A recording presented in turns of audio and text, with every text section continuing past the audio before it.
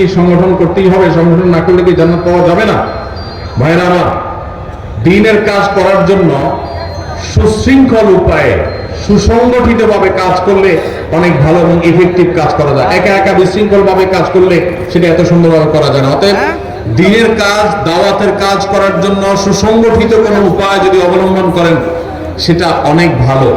কিন্তু সেই সুসংগঠিত উপায় অবলম্বন করতে গিয়ে ওইটাকেই যদি আবার দ্বীনের এমন অংশ বানিয়ে নেন যে এটা বাইরে যা আছে সেগুলোকে আপনি ডিসকারেজ করা শুরু করে দেন, ইসলাম থেকে খারিজ করা শুরু করে দেন, তখন সেটা কিন্তু বাড়াবাড়ি হবে এবং গোমরাহি হবে। সুসংগঠিত উপায়ে থাকা কাজ করা এটা ভালো। এই জন্য আপনি কোন সংগঠনের অধীনে থেকে, কোন চেইনের অধীনে থেকে আপনি দাওয়াতি কাজ করলে সেটা প্রশংসনীয়, অবশ্যই দোষণীয় না। একাকি করার চাইতে সেটা অনেক বেশি ফলপ্রসূ হয়। কিন্তু এর মানে এই না যে সেটা একা একা কেউ করতে পারবে না। কেউ যদি একা একা তার দায়িত্ব পালন করার চেষ্টা করে, দাওয়াতি কাজ করার চেষ্টা করে, তাদের জায়েজ আছে। কিন্তু একই কাজ যদি আরো সুসংহত উপায়ে, আরো সুন্দর উপায়ে, সুশৃঙ্খল উপায়ে করার সুযোগ থাকে, সেটা অবশ্যই কেউ করতে পারে। কিন্তু এটাকে কেউ ফরজ বলার এখতিয়ার রাখে না। বিশেষ করে বহু সংগঠন আছে, সেবামূলক সংগঠন আছে, দাওয়ামূলক সংগঠন আছে, নানামুখী সংগঠন আছে। এই কোন সংগঠনের কোন বিশেষ সংগঠন এটা করতে হবে আপনাকে এরকম কোন বাধ্যবাধকতা কোন হাদিসের আলোকে ফরজ বা ওয়াজিব নির্দিষ্ট কোন সংগঠন সম্পর্কে বলতে পারবো না। তবে হ্যাঁ, সুসংগঠিত ভাবে সুশৃঙ্খল ভাবে দাওয়াতি কাজ করে সেটা অনেক ইফেক্টিভ। সেই জায়গায় একজন স্ত্রী তার স্বামীকে তালাক প্রদান করেছেন, কিন্তু স্বামী তার স্ত্রীকে তালাক প্রদান করেননি। এখন স্ত্রী আবার তার স্বামীর নিকট ফিরে আসতে চান, কিন্তু তালাকের 1 বছর পূর্ণ হয়েছে। এখন করণীয় কি? প্রথম কথা হলো, তালাকের কোনো উত্তর এইভাবে আমরা কোন সংক্ষিপ্ত প্রশ্নোত্তরের সেশনে বা কোনো মিডিয়াতে, টেলিভিশন আমরা দেই না। কারণ তালাকের প্রশ্নের উত্তর নিতে হলে ডিটেইল সব লিখে তারপরে তার উত্তর নিতে হয়। এখানে একটু হেরফের হয়ে গেলে বেশ কম হয়ে যায়। এই আব্দুল্লাহ জাহাঙ্গীর মোল্লার প্রতিষ্ঠিত আসুন্নাহ ট্রাস্টের এখানে আলহামদুলিল্লাহ দাওয়া বিভাগ রয়েছে, গবেষণা বিভাগ রয়েছে। এখানে ওলামায়ে কেরাম, মুফতি সাহেবরা আছেন, বড় বড় দেশসেরা ওলামায়ে কেরাম আছেন। সেই সমস্ত ওলামায়ে কেরামের কাছে আপনাদের যাদের তালাকের প্রশ্ন আছে বিস্তারিত লিখে প্রশ্ন জমা দেবেন, তারপর উত্তর নেবেন। আমি এই প্রশ্নের উত্তরটা স্কিপ করলাম, এটা ফতোয়া বিভাগে উপস্থিত হয়ে তারপর উত্তর দিবেন। কারণ এক পক্ষের কথা শুনে বা আংশিক কথা শুনে তালাকের উত্তর দেওয়া যায় না। এখানে একটা সম্পর্ক থাকা না থাকার ব্যাপার। ডিটেইল শুনতে হবে, সবচেয়ে ভালোভাবে লিখিতভাবে প্রশ্ন করবেন, তার উত্তর ফতোয়া বিভাগ থেকে নেবেন, ডিটেইল লিখবেন। এরকম সংক্ষেপে 2 লাইন 3 লাইন না। কি বলেছে, কি না বলেছে, কিভাবে দেওয়া হয়েছে, স্ত্রী যদি তালাক প্রদান করে থাকে তাহলে তালাক তাফউইজের জন্য কি শব্দ তিনি ব্যবহার করেছেন, একটু এদিক সেদিক হয়ে গেল। আমি সোহাগ বিন ইসলাম একটু আগে একটা সুদী ব্যাংকে চাকরি করতাম, কিন্তু আপনার লেকচার শুনে তাকওয়া বৃদ্ধি পায় এবং সেই চাকরি ছেড়ে দেই। আমার বাবা মা সবাই, এমনকি স্ত্রীও চাকরি ছাড়তে নিষেধ করেন। আমি তাদের বুঝাই যে আল্লাহ রিজিকের ব্যবস্থা করে দিবেন। এখন আমি একটা মসজিদে খুতবা দিই আলহামদুলিল্লাহ। এখন আমার প্রশ্ন হলো, আমি যে টাকাটা পেয়েছি চাকরি ছাড়ার পর, সেটা বিধান কি? যে ভাই প্রশ্ন লিখেছেন তাকে আমি স্যালিউট জানাই, সাধুবাদ জানাই এবং তাকে আমি মুবারকবাদ জানাই। আল্লাহ তাআলা আমার এই ভাই, তার যে হারাম ছেড়েছেন, তার যে স্যাক্রিফাইস করেছেন, এটা তার পরিবারকে মেনে নেওয়ার, সবর করার তৌফিক আল্লাহ তাআলা দান করুন। এবং যেটা তিনি ছেড়েছেন আল্লাহ তাআলা তার উত্তম বিকল্প আল্লাহ তাআলা তাকে ব্যবস্থা করে দেন।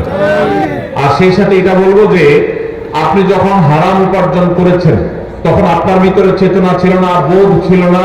তখন আপনি সেই উপার্জন যেটা করেছেন, সেই উপার্জিত টাকা যেগুলো ভোগ করে ফেলেছেন, আপনার বোধ হওয়ার আগে, তওবার আগে, সেন্স তৈরি হওয়ার আগে, সেগুলো আল্লাহ তাআলা আপনাকে মাফ করবেন ইনশাআল্লাহ। কারণ আল্লাহ সুবহানাহু ওয়া তাআলা বলেছেন, ফামান জাআহু মাউযিযাতুম মির রাব্বিহি ফান্তাহা ফালাহু মা সালাফ।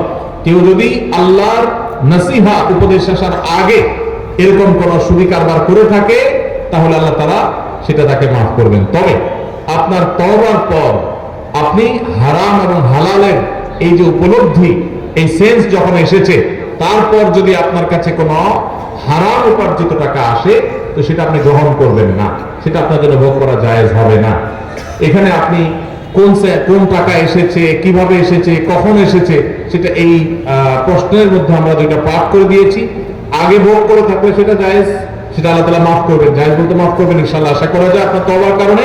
আর পরে যদি এসে থাকে আগের হারাম টাকাই পরে আসছে, তওবার থেকে লালা নির্গত হয়, তার যদি কোনো জীবিত ব্যক্তির শরীর অথবা কাপড়ে লেগে যায়, তাহলে তার হুকুম কি?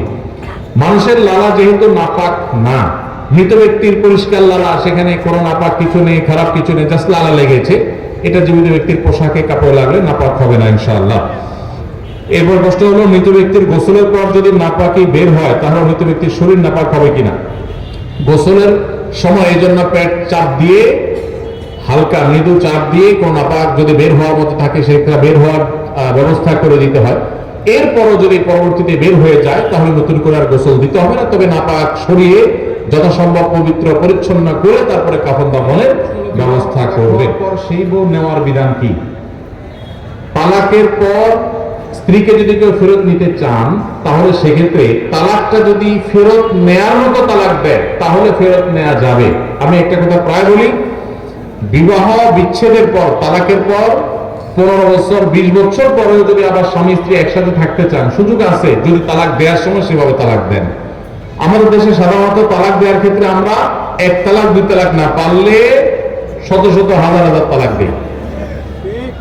স্ত্রীকে একা না পারলে স্ত্রী 14 গোষ্ঠী সহ তালাক দেয়, আছে না নাই? এগুলা বিভ্রান্তি। যারা বিবাহ করেছেন তাদেরকে বলছি, আর যারা বিবাহ করবেন তাদেরকেও বলছি, খবরদার, দাম্পত্য জীবনে স্বামী স্ত্রীর মধ্যে যত বোঝাপড়ার গরমিল হোক, যত গন্ডগোল ফাসাদ হোক, কখনো রাগ উঠলো আর তালাক ঝেড়ে দিলেন, এই কাজটা কখনো করবেন না। আমি আমার এক উস্তাদ খুলনা দারুল উলুমের ওনার কথা প্রায় বিভিন্ন জায়গায় বলি, হুজুরের কাছে তালাকের মাসআলা নিতে আসলে মাসআলার উত্তর দেওয়ার আগে ওনার গদির নিচে যে ব্যাট থাকতো ওই ব্যাট দিয়ে আগে এক দফা পিটাই নিতেন। সে কোন অফিসার, সে কোন ব্যবসা প্রতিষ্ঠানের মালিক এসব দেখা দেখি নাই। তালাকের মাসআলা কোন পুরুষ লোক জানতে আসছে, এই মাসআলার উত্তর দেওয়ার আগে উনি ব্যাটটা বের করে শরীরে যত জোর আছে জোর দিয়ে 4-5টা বাড়ি আগে মারতেন, এরপরে ব্যাটটা রেখে বলতেন, এবার বলো মাসআলা কি। কারণ চুন থেকে নুন খসলেই তালাক। তালাক কি মায়ের হাতের মোয়া? মনে চাইলে তালাক দিয়ে দিলেন। একটা সম্পর্ক থাকা না থাকার ব্যাপার। এখানে পুরুষরা যেরকম আছে অনেক মেয়েরাও আছে, কিছু হলেও বাবার বাড়ি দৌড় দিবে, হইতে না হইতে বলে না তোমার সংসার আর করবো না, আবার বেহায়ার মতো সেই সংসার ঠিকই করে। আরে ঠিক ঠিক বলা বন্ধুদের মধ্যে বড় পুরুষ আছে যে চুন থেকে নুন খসলেই বলে না তোর সাথে সংসার করবে। এই ছোট কি সবাই করবেন না? যুবক ভাইরা যারা আছেন, খবরদার, দাম্পত্য জীবনের প্রথম দিনগুলো, প্রথম বছরগুলো অনেক কষ্টে যায়, পরিমাণে হতে চায় না। স্বামী স্ত্রীর মধ্যে নানান বিষয় কেমন লাগে, মায়ের কারণে, বোনের কারণে, ননদের কারণে, শাশুড়ির কারণে, বাইরের লোকের কারণে নানান ভুল বোঝাবুঝি তৈরি হয়। দিন যত অতিবাহিত হতে থাকবে, যত পারিবারিক জীবনটা সামনে এগোতে থাকবে, লাস্টিং করতে থাকবে, সন্তান বড় হতে থাকবে, ইনশাআল্লাহ দেখবেন এগুলো সব হারায় যাবে। যারা ধৈর্যশীল তারা সবর করে, যারা অধৈর্যশীল তারা আগে ভাগে রাস্তা দুদিক করে ফেলে। এই জন্য ধৈর্য সহ্য ছাড়া কখনো পারিবারিক জীবন টিকানো সম্ভব নয়। ঘরে ঘরে তালাক হচ্ছে, আমি তালাক নিয়ে একটা লিফলেট তৈরি করছি, ইনশাআল্লাহ সেটা অচিরেই হাজার হাজার মানুষের কাছে আমরা পৌঁছায় দিব যে বিবাহের আগে তালাক সম্পর্কে সতর্ক হন। বেশিরভাগ মানুষ তালাক দিয়ে এসে এরপরে চোখের পানি ফেলে, এসে বলে হুজুর দিয়ে ফেলেছি এখন কি করব। আপনি যদি 3টা তালাক দিয়ে শেষ করে থাকেন তাহলে সেক্ষেত্রে আপনার স্ত্রীর সাথে আপনার সংসার করার সুযোগ যদি নষ্ট করেন, গোটা পৃথিবীর সব হুজুর একসাথ হয়ে মক্কা মদিনার ইমাম সাহেব যদি একসাথ হন, আপনাকে আপনার স্ত্রীর সাথে সংসার করার সুযোগ দিতে পারেন না। কারণ ব্যাপারটা হলো ছুরি মারার মতো, আমার পেটে ছুরি মেরে দিলেন, এরপর আপনি জিহ্বা কামড়াচ্ছেন, আফসোস করছেন। আফসোস আপনি করতে পারেন, আমি আর জীবিত হয়ে যাব না। দাম্পত্য সম্পর্কটা এরকম। এই জন্য খবরদার, রাগের মাথা যদি ডিসিশন নেন যে তার সাথে আমি সংসার করবো না, তখন স্ত্রীকে কিছু বলবেন না। আমি যদি এজন্য বলি, রাগ উঠেছে পারলে একটা ধাক্কা দিলেন, একটা বকা দিলেন, একটা ভালো কথা বলে বকা দিলেন, গালিগালাজ না, পারলে একটা চিমটি দিলেন। যদি আপনি অন্যায় করে থাকেন তাহলে আপনার বিচার করা যাবে। কিন্তু যদি তালাক দিয়ে বসেন, সালাতুন জিদ্দুহুন্না জিদ্দুন ওয়া হাযলুহুন্না জিদ্দুন, নবী সাল্লাল্লাহু আলাইহি ওয়াসাল্লাম বলেছেন 3টা কাজ ইচ্ছাকৃত করলে যা হবে, দুষ্টমি করে করলেও তা হবে। আমাদের দেশে বিভিন্ন জায়গায় একসময় ছিল, এখন আছে কিনা জানি না, অনেক এলাকা প্রশাসন, অনেক ভাইরা তারা বড় সাইনবোর্ড লাগিয়ে রাখছে, রাগের মাথায় তালাক দিলে তালাক হয় না। দেখছেন আপনারা এই সাইনবোর্ড? কেউ দুর্ভাগ্য হয় নাই কারো, এরকম সাইনবোর্ড অনেক জায়গায় আছে। আমাদের দুর্ভাগ্য যে আমাদের ফটো অনেক সময় আমাদের প্রশাসন অনেক বাইরে দিয়ে দেয়, রাগের মাথায় তালাক দিলে নাকি তালাক হয় না। তালাক কি মানুষ মহব্বত করতে করতে দেয়? স্ত্রীর সাথে মহব্বত, ভালোবাসা, আতিশয্যে তালাক দিয়ে দেয়? তাহলে তো দেয় রাগের মাথায়। তবে শরীয়ত বলে রাগের মাথায় আপনি ব্যালেন্স হারিয়ে তালাক দিয়ে পরে আফসোস যেন করতে না হয়, এই জন্য আপনাকে সবর করতে হবে। তালাক দেওয়ার ডিসিশন নিয়েছেন, স্ত্রীর একটা মাসিক পার হওয়ার পর্যন্ত অপেক্ষা করতে হবে। আসলেও মুখ দিয়ে তালাক দিয়ে দেন, জি না, তালাক দেওয়ার নিয়ম শুনেন, যেভাবে তালাক দিলে আবারও ফেরত নিতে পারবেন কখনো চাইলে, সেটা সুযোগ কখন হবে? আপনি সিদ্ধান্ত নিচ্ছেন না আর একসাথে আমরা থাকবো না, ওকে ফাইন, পরামর্শ করছেন বন্ধু বান্ধব, বিচক্ষণ মুরব্বী, আলেম ওলামা, লয়ার সবার সাথে, তাহলে এবার আপনাকে অপেক্ষা করতে হবে। সিদ্ধান্ত নিলেন আজকে আর কালকে তালাক দিবেন, জি না, অপেক্ষা করতে হবে একটা মাসিকের। মাসিক পার হবে, এরপরে পবিত্রতা আসবে, সেই পবিত্রতার পিরিয়ডে শারীরিক কোনো সম্পর্ক হওয়ার আগে আপনাকে তালাক দিতে হবে। এটা হলো তালাকুস সুন্নাহ। এভাবে তালাক দেওয়ার নির্দেশ, যদি দিতে হয় এভাবে দিতে হবে। কেন শরীয়ত এতগুলো স্টেপ অবলম্বন করছে জানেন? কারণ শরীয়ত এনশিওর করতে চায় আপনার তালাকটা খুব বিচক্ষণতার সাথে, বুদ্ধিদীপ্ত ভাবে, সুচিন্তিত ভাবে হয়েছে, ঠান্ডা মাথায় হয়েছে, বুঝে শুনে হয়েছে।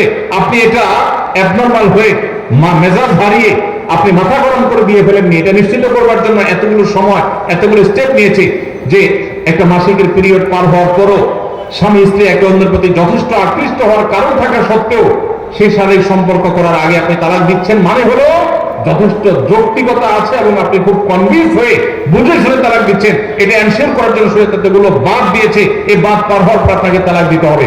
আমাদের দেশে হাজারের ভিতরে 999 জন মানুষ তালাক দেওয়ার সময় মুখ দিয়ে আসলো আর পট করে তালাক দিয়ে দিল। এটা সুন্নাহ তালাক নয়। এই তালাকটা, এইভাবে তালাক দেওয়া, এটা একটা গুনাহের কাজ। এভাবে তালাক দিবেন না, তালাক দেওয়া যাবে না। এই জন্য যুবক ভাইরা যারা বিবাহ করবেন ভবিষ্যতে, আপনারা জেনে রাখেন, ঘরে ঘরে তালাক হচ্ছে। ঢাকায় যতগুলো বিবাহ রেকর্ড হয়, আনুপাতিক হারে প্রায় পাল্লা দিয়ে ততগুলো বিবাহ বিচ্ছেদ হয়। ভয়ঙ্কর ভাবে তালাক বেড়ে চলেছে। কয়েক জায়গায় মাহফিলে গিয়েছি, এলাকার চেয়ারম্যান সাহেবরা বলছে, ভাই আমি চেয়ারম্যান হওয়ার পরে যে বিচার আচার আমার কাছে আসছে, বিসমিল্লাহি করছি তালাকের বিচার দিয়া। একজন বলছেন যে কয়েকদিনের ভিতরে 20-25টা তালাকের বিচার আসছে, আর যেগুলো আমার কাছে আসে সেগুলো তো আমাদের হিসাবের বাইরে। এই জন্য আপনাদের প্রতি উদাত্ত আহ্বান রাখতে চাই, আমাদের সংসারগুলো সব খান খান হয়ে যাচ্ছে। সবাই সংযমী হতে হবে, ধৈর্যশীল হতে হবে।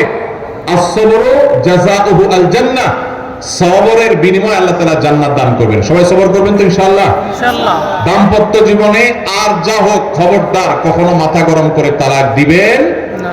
আমি যেভাবে বলেছি সুন্নাহসম্মত তালাক, এভাবে যদি পিরিয়ড যাওয়ার পরে, সুস্থ হওয়ার পর, শারীরিক সম্পর্কের আগে একটা তালাক দিবেন, এটা হলো সুন্নাত। তালাক কয়টা হবে? একটা। একটার বেশি তালাক দিবেন সেটা জায়েজ হলো না। জায়েজ হবে একটা তালাক। একটা তালাক দিলেন, বাস রেখে দিলেন। 2 মাস 3 মাস পার হয়ে গেল, অটোমেটিক সম্পর্ক ছিন্ন হয়ে গেলে দুজন দুদিকে যেতে পারেন, আলাদা বিয়ে হতে পারে। আবার বহুকাল পরে চাইলে নিজেরা শুধু বিবাহ করিয়ে আগ্রহ করে আবার একত্র হয়ে যেতে পারবেন। আর যদি আপনি একটা দিয়েছেন, আবার আরেকটা দিয়েছেন, 6 মাস পর আরেকটা দিয়েছেন, দিয়ে দিয়ে 3টা শেষ করে ফেলছেন, তাহলে আর কখনো বিবাহ যদি মক্কার ইমাম সাহেব এসেও পড়ায়, তারপর আর একসাথে থাকতে পারবেন না। আল্লাহ তাআলা আমাদেরকে এই বিবাহ বন্ধন এবং তালাকের ক্ষেত্রে সংক্ষেপ করব বলেছি, তারপর অনেক লম্বা হয়ে গেছে। আমার মনে হয় শেষ করা দরকার। প্রশ্নগুলো আমি সাথে নিয়ে যাব ইনশাআল্লাহ, যেগুলোর উত্তর পরবর্তীতে আল্লাহ তৌফিক দিলে দিব। যেহেতু অনেক বেশি প্রশ্ন আছে, সবগুলোর উত্তর দেওয়া গেল না। আমরা ইনশাআল্লাহ পরবর্তীতে কখনো কোনো লাইভে আপনাদের এগুলোর উত্তর আমি দিয়ে দিব। আর আপনাদের খুব বেশি জরুরি প্রশ্ন যদি হয়, এখানে ওস্তাদ শেখ জাকারিয়া বিন আব্দুল ওহাব হাফিজাহুল্লাহ, তারপরে আমাদের মোশাহিদ আলী চমকপুরি হাফিজাহুল্লাহ, ওস্তাদ সাইদুর রহমান আছেন, তারপরে আমাদের ওসামা খন্দকার শেখ আছেন, আর ওলামা ইকরাম আছেন। আপনারা ওনাদের শরণাপন্ন হবেন ইনশাআল্লাহ বিইذنিল্লাহ। আপনারা চলে যাচ্ছেন কই ভাই আমার রেখা? এটা কোন ধরনের মেহমানদারি হলো জিনেদের মানুষে? বসেন, এবার বসেন, বসেন না, বসেন বসেন বসেন ভাই। আমরা শেষ করি মজলিসের দোয়া পড়ব তো সুন্দর করে, এটা তো ওঠার নিয়ম হলো না। বসেন।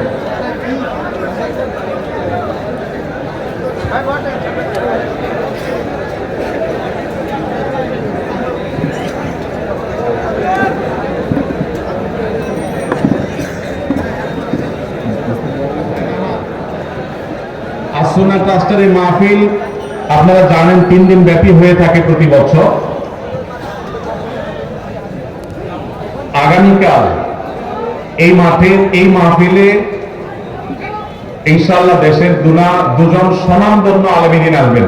আমার পছন্দের 2 জন মানুষ আসবেন। এর ভিতরে একজন হলেন ডক্টর মঞ্জুর ইলাহি হাফিজাহুল্লাহ, আরেকজন হলেন আমার অত্যন্ত ভালোবাসার একজন মানুষ, ডক্টর আব্দুল্লাহ জাহিনুল্লাহ যাকে অনেক বেশি ভালোবাসতেন, ওনার প্রতিষ্ঠানে স্যার গিয়েছেন এবং তাকে এখানে ডেকে আনতেন। ওনার হাতে গড়া ওস্তাদ মোশাহেদ আলী চমকপুরে এখানে আছেন, এই প্রতিষ্ঠানে কর্মরত আছেন। সে উস্তাদ জুবায়ের আহমেদ হাফিজাহুল্লাহ বাংলাদেশে 10 জন 20 জন আলেম দায়ী মুখলেস নিষ্ঠাবান আল্লাহর জন্য কাজ করেন, এরকম মানুষগুলো যাদেরকে আমি দিল থেকে মহব্বত করি এর মধ্যে একজন উনি। আলহামদুলিল্লাহ, মুখলেস হিসেবে যাদের ব্যাপারে জোর গলায় কথা বলা যায়, আজকাল তো সবার ব্যাপারে কথা বলা যায় না, চোখ বন্ধ করে যাদের ব্যাপারে বলা যায়, এরকম মানুষগুলোর মধ্যে একজন জুবায়ের ভাই। মনে গভীর থেকে ভালোবাসি, আমাদের দোয়া করি আল্লাহ ওনার মতো মুখলিস যদি হতে পারতাম। তো জুবায়ের ভাইয়ের মতো মানুষ, জুবায়ের আহমদ হাফিজাহুল্লাহ অনেক বড় দায়ী, অমুসলিমদের মধ্যে দাওয়াতি কাজ করেন। তার দাওয়াতে বহু মানুষ ইসলামের পথে এসেছেন, অন্য ধর্মাবলম্বীরা। জুবায়ের ভাই কালকে আসবেন ইনশাআল্লাহ, আপনারা কালকে থাকবেন।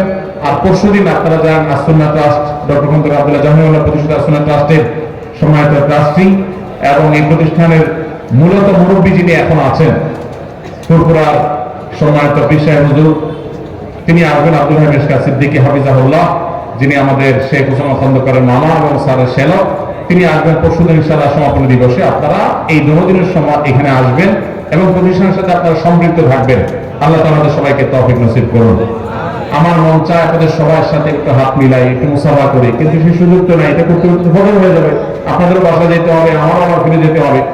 তো আমি শুধু একটা দোয়া করে শেষ করি, আল্লাহ আমাদের স্যার রহমানুল্লাহ এই কারণে আজকে আমরা সমবেত হয়েছি, যে স্যার আমাদেরকে যা শিখিয়ে গেছেন সেগুলো এখন আমরা চেষ্টা করছি চর্চা করার, আমল করার, বলার। আমরা এখানে যেভাবে আজ সমবেত হয়েছি, আমাদের পর্দা আলে বহু মা বোনরা আছেন, মা বোনদের উদ্দেশ্যে কিছু কথা বলার ইচ্ছা ছিল, কিন্তু সে সুযোগ সময় আমার হয় নাই। শুধু এইটুকু বলবো, নবী করিম সাল্লাল্লাহু আলাইহি ওয়াসাল্লাম সেই হাদিসকে আপনারা মাথায় রাখেন, ইদা সাল্লাতুল মারআতু খামসাহা, মহিলা যদি 5 ওয়াক্ত নামাজ পড়ে, ওয়াসামাত শাহরাহা, রমজানের রোজাটা ঠিকমতো রাখে, ওয়া আতাআত যাওজাহা, স্বামীর আনুগত্য যদি করে, ওয়া হাফিজাত ফারজাহা, নিজের সম্ভ্রমকে যদি হেফাজত করে, তাহলে জান্নাতে আল্লাহ রাব্বুল আলামিন 8টা দরজা যে কোনোটাতে তাদেরকে ঢোকার সুযোগ করে দিবেন, তারা জান্নাতে প্রবেশ করতে পারবেন। তো ভাইরা আমার, আমাদের বোনদেরকে আমি বলতে চাই, তারা যেন এই শেষের দুটি আমল, অনেক বোন এখানে যারা আসছেন আপনারা হয়তো 5 ওয়াক্ত নামাজে পড়েন মাশাআল্লাহ, স্বামীর আনুগত্য করা, এটাকে আমি বলি তিতা করলার মতো আমল। এটা করতে মন চায় না। অনেক মহিলা আছে কোরআন তেলাওয়াত করতে রাজি, দোয়া দুরূদ করতে রাজি, সবই ঠিক আছে, স্বামীর কথা শুনতে রাজি না, স্বামীর কথাটা মানতে রাজি না। স্বামীটা যদি একটু মনে হয় একটু বেকুব সেকুব হয়, আমি একটা কথা প্রায় বলি, পৃথিবীতে বহু বুদ্ধিমান পুরুষ আছে, একটাও চালাক স্বামী নাই। কি বুঝলেন? পৃথিবীতে বহু চালাক পুরুষ আছে, কিন্তু একটাও চালাক স্বামী নেই। কারণ সব মহিলার কাছে তার স্বামীটা একটু বেকুব কিসিমের, যত সেনা পাবলিক হোক, অনেক বড় পলিটিশিয়ান, কিন্তু ঘরের মহিলার কাছে বোকা। মহিলারা এইভাবে মনে করেন। তো শয়তান তাদের কাছে এমন ভাবে এটাকে তুলে ধরে যে তারা স্বামীর আনুগত্য করতে চান না, মানতে চান না, যে সে বোকা, কি মানবো তার। এটা আমাদের একটা অ্যাসিড টেস্ট। বিশেষ করে আজকের এই জোয়ার যখন চলছে, ইমান বিরোধী জোয়ার, গোটা বিশ্বে নানাভাবে প্রোপাগান্ডা চালাচ্ছে আমাদের মা বোনদেরকে বিপদগামী করবার জন্য। কখনো স্বাধীনতার নাম দিয়া, কখনো মত প্রকাশের স্বাধীনতার নাম দিয়া, নানা নাম দিয়া। আপনারা এই জায়গাটাতে শরিয়ার সীমানা এবং যৌক্তিক নির্দেশ যতদিন স্বামীরা করবেন, ততদিন মধ্যে তাদের আনুগত্য করবেন, বুঝে আসুক আর না আসুক সবর করবেন। যদি উল্টা পাল্টা হয়, আল্লাহ তাআলা বিনিময় জান্নাত দেবেন ইনশাআল্লাহ। সেই সাথে চেষ্টা করবেন নিজের সম্মানকে হেফাজত করার, মেয়েদেরকে ছেলেদেরকে চরিত্রহীন যেন না হয় সেই পথ থেকে তাদেরকে বাঁচিয়ে রাখার চেষ্টা করবেন। মা বোনদের প্রতি নসিহত থাকলো। আর ভাইরা, আমরা আজকে এখানে যেরকম সমবেত হয়েছি, আরশে আজিমের মালিকের কাছে দোয়া করি আল্লাহ আমাদেরকে ঠিক এইভাবে জান্নাতুল ফেরদাউসে সমবেত হওয়ার তৌফিক দান করুন। জান্নাতে ইনশাআল্লাহ যদি আল্লাহ আমাদের সবাইকে যাওয়ার তৌফিক দান করেন, তাহলে সেখানে মুসাফা হবে, বৈঠক হবে, অনেক কিছু হবে, সেলফিও হয়তো হবে, কোনো অসুবিধা নেই ইনশাআল্লাহ। তো আমরা সেদিনের জন্য তোলা রেখে দিলাম, কি বলেন? আল্লাহ তাআলা আমাদের সবাইকে তৌফিক দান করুন। আমি আশা করবো আপনারা এখন আর ভিড় করবেন না, জান্নাতে আল্লাহ তাআলা আমাদেরকে দেখা করাবেন, আর বেঁচে থাকলে আবারও দেখা হবে। আবারও আমি আসুন্নাহ ট্রাস্টের প্রথম প্রতিষ্ঠিত আসুন্নাহ ট্রাস্টের সম্মানিত চেয়ারম্যান স্যারের একমাত্র সাহেব দাদা শেখ ওসামা খন্দকার, তিনি জানেন আপনারা দেশে চলে আসছেন, বিদেশ ছেড়ে, পড়ালেখা ছেড়ে, পড়ালেখা শেষ করে তিনি চলে আসছেন দেশে। আলহামদুলিল্লাহ আসুন্নাহ ট্রাস্টের হাল ধরেছেন। এই প্রতিষ্ঠানের সাথে আপনারা থাকবেন, এই এলাকার যারা আছেন প্রতিষ্ঠানের সাথে ইনভলভ হবেন। এবং